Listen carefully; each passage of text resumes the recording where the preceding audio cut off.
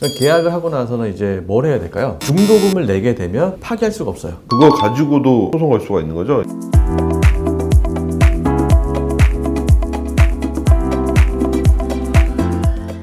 안녕하세요. 예, 오늘도 양 PD님과 함께 촬영을 하기로 했습니다. 우리가 전 시간에 네네. 계약에 대해서 얘기를 드렸거든요. 네.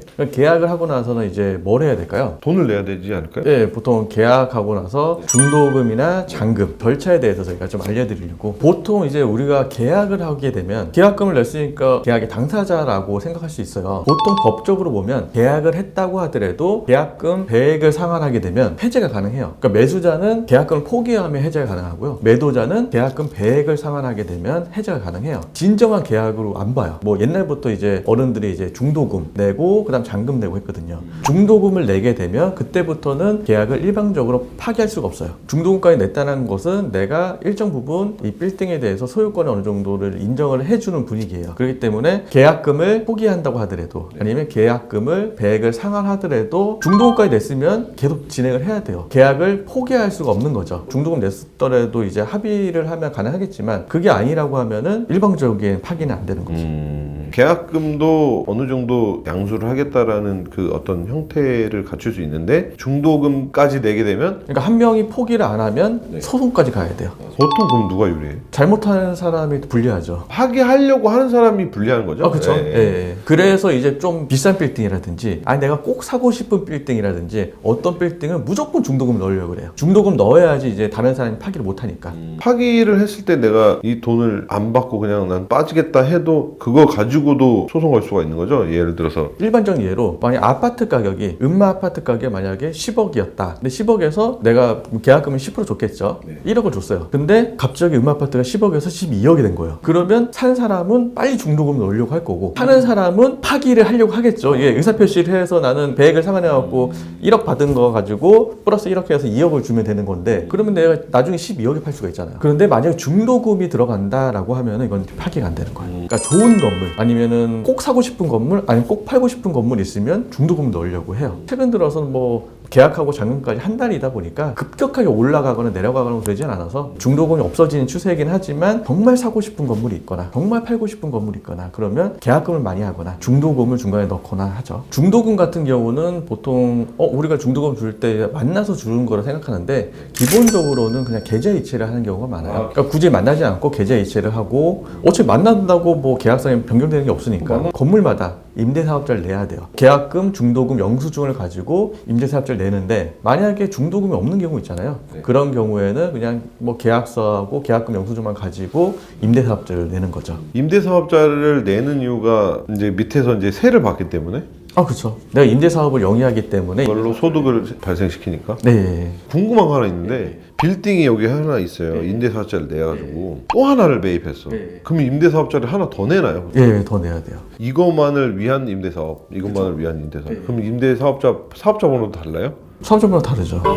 임대사업자는 이제 한 건물당 한 건물당. 그러니까 법인을 갖고 있다고 해도 임대사업자를 또 이제 개별로 해서 또 내는 거죠. 예. 그러니까 임대사업자를 등록했으면 임대사업자 전용 통장을 만들어야 돼요. 그러니까 임대료 통장 하나, 그리고 관리비 통장 하나에다가 만들면 이게 또 섞여갖고 헷갈릴 수 있으니까 통장을 2개 만드시는 게 좋고 만약 임대사업자 전용 통장 개설 시에는 뭐 신분증하고 도장 그리고 사업자 등록증을 지참을 해야 됩니다. 그리고 이제 중도금을 지불하게 되면 실거래 신고를 또 하게 돼요. 부동산 거래 신고를 하게 되는데 보통 이제 부동산을 안 끼고 거래를 했으면 당사자들끼리 이제 뭐 합의해갖고 이제 신고를 하면 되고요. 만약 부동산이랑 같이 거래를 했다라고 하면 부동산에서 신고를 대신 해주게 됩니다. 지금은 이제 한 달 이내, 30일 이내에 신고하는 걸로 바뀌어갖고요. 뭐 30일 이내에 이제 신고를 해야 됩니다. 신고하게 되면 신고필증이 나오거든요. 신고필증은 이제 잔금 때 매수자하고 매도자한테 드리는 거죠. 부동산에서 만약 하게 되면. 그리고 이제 중도금 때 부동산 명의 변경이라고 하는 걸 저희는 계약서상에 꼭 넣어요. 왜냐면은 처음에 내가 뭐 법인을 샀다가 뭐 개인으로 바꿀 수도 있는 거고 개인으로 샀다가 법인으로 바꿀 수도 있는 거고 아니면 만약에 남편이 혼자 샀다가 뭐 와이프 명의로 어느 정도 지분을 추가할 수도 있고 애들 명의도 추가할 수도 있고 그건 이제 세무적으로 세무사하고 상담을 한 후에 세법상 유리한 쪽으로. 네, 그렇죠. 한 후에 명의 변경을 하면 되는 거죠. 예. 법인에서 뭐 개인으로 바뀐다라고 하면 뭐 법인 대표자는 있을 거 아니에요. 네네. 똑같이 바꾸면 상관이 없는데 만약에 아예 다른 뭐 개인인데 내가 아예 빠지고 다른 사람으로 만약 바뀐다라고 하면 이건 또 안 돼요 원래. 중간 생략 등기라고 해서 그러니까 내가 만약에 뭐 10억에 샀는데 뭐 12억에 팔 수도 있고 아니면 똑같이 10억에 뭐 했는데 뭐 현금을 받을 수도 있고 위법의 소지가 있기 때문에 웬만하면은 대표자 개인은 한 명은 돼 있고 추가하는 것까지는 보통 이제 매도자분들이 오케이는 해주는데 그게 아니라면은 가족 명의라든지 아니면 개인에서 똑같은 법인 명의라든지 가족 명의로 옮긴다 예. 이렇게 봤을 때 만약에 10억짜리예요. 자식한테 줬어. 자식 명의야. 자식이 나한테 돈을 10억을 준 게 아니니까 그거는 이제 증여 아니에요? 증여죠. 그건 이제 세법상으로 처리를 하고 난 다음에 이제 명의 변경을 하는 거죠. 중도금을 치르고 나서 그다음에 잔금 전에 해야 될 일이 또 있어요. 근데 보통 이제 뭐 저희 회사 같은 경우는 하는데 네. 안 하는 회사들도 있기 때문에 뭐 그에 대해서 잠깐 얘기 드리면 해야 될 일이라는 거는 무조건 해야 되는 건 아니에요. 매도자 말씀이신가요? 아니면 매수자를 위해서 서비스를 해드리는 거죠.